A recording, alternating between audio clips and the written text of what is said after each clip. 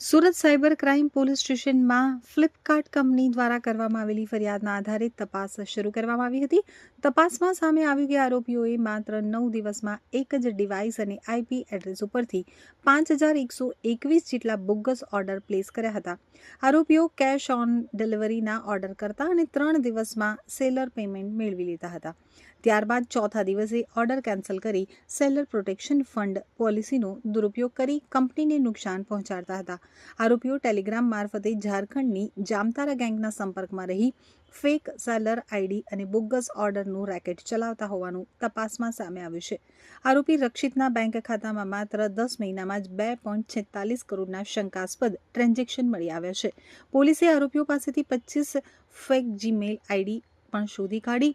સમગ્ર મામલે મુખ્ય આરોપી આશરફ ભાગીદાર રક્ષિત સહિત આંતરરાજ્ય ગેંગના અન્ય આરોપીઓ સામે ગુનો નોંધી સાયબર ક્રાઇમે વધુ તપાસ હાથ ધરી છે.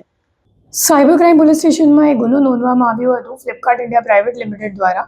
આ કેસમાં ફ્લિપકાર્ટની સામે એવી હકીકત આવી કે ડિસેમ્બર મહિનામાં એક સુખવિલાસ ક્રિએશન નામની સેલર આઈડીમાં એક સાથે ફ્રોડ્યુલન્ટ ઓર્ડર પ્લેસ કરવામાં આવ્યું હતું 5,121 ઓર્ડર્સ.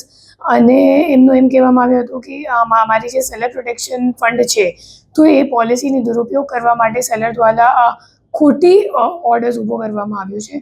તો આ બાબતે આપણી જે NR પટેલ સાહેબની ટીમ છે એમની દ્વારા ડીપમાં ઇન્વેસ્ટિગેશન કરવામાં આવી અને આખું ટેકનિકલ વર્કઆઉટ કરીને ખબર પડી કે સેમ જ મતલબ એક જ કસ્ટમર આઈડી IP એડ્રેસ અને એક જ મોબાઈલ નંબર દ્વારા અને એક જ ડિવાઇસથી તમામ ઓર્ડર્સ પ્લેસ કરવામાં આવી હતી. અને છેલ્લા 9 દિવસમાં 5,121 ઓર્ડર પ્લેસ કરીને જે સેલર પ્રોટેક્શન ફંડની પોલિસી છે ફ્લિપકાર્ટની એનો દુરુપયોગ કરીને ફ્લિપકાર્ટ સાથે 42 લાખ રૂપિયાની છેતરપિંડી કરવામાં આવી છે. આ જે સેલર પ્રોટેક્શન પોલિસી છે ફ્લિપકાર્ટની આમાં એવું છે કે એ લોકો જ્યારે આપણી રિટર્ન વિન્ડો અગર તમે કોઈ કસ્ટમર ઓર્ડર પ્લેસ કરે તો એમની પાસે 7 દિવસનો રિટર્ન વિન્ડો હોય, પણ એ લોકો સેલરને 3 જ દિવસમાં પૈસો આપી દે છે. તો સેટલમેન્ટ કરવાની જે સાયકલ છે એ 3 દિવસની છે અને જે રિટર્નનો વિન્ડો છે એ 7 દિવસનો હોય.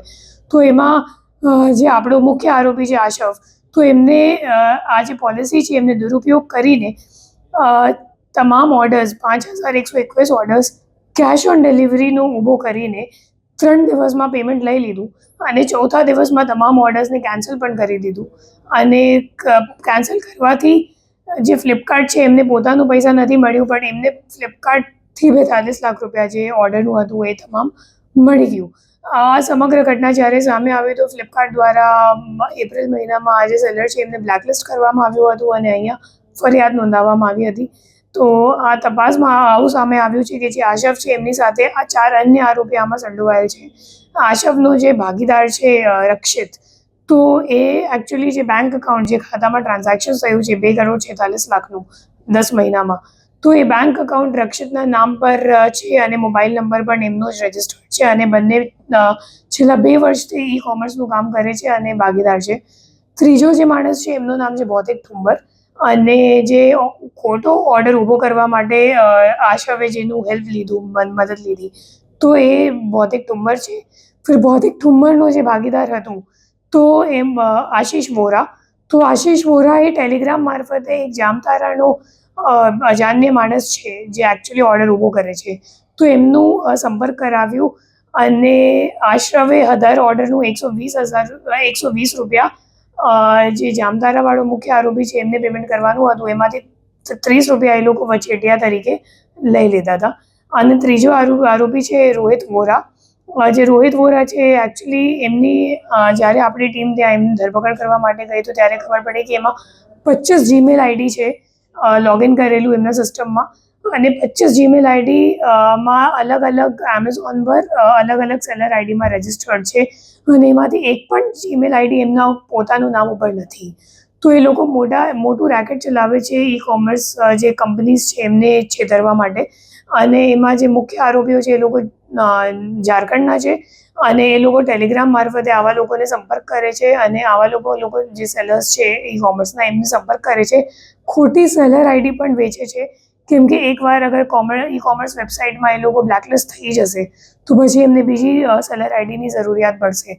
તો એ મુજબ આખું રેકેટ ચાલે છે, જેમાં જે સેલર્સ છે એ પણ સંડોવાયેલ છે, જે ઓર્ડર્સ પ્લેસ કરનાર છે એ લોકો ઝારખંડમાં છે અને વચ્ચે વચેટિયાઓ છે જે લોકો સંપર્ક કરાવે છે.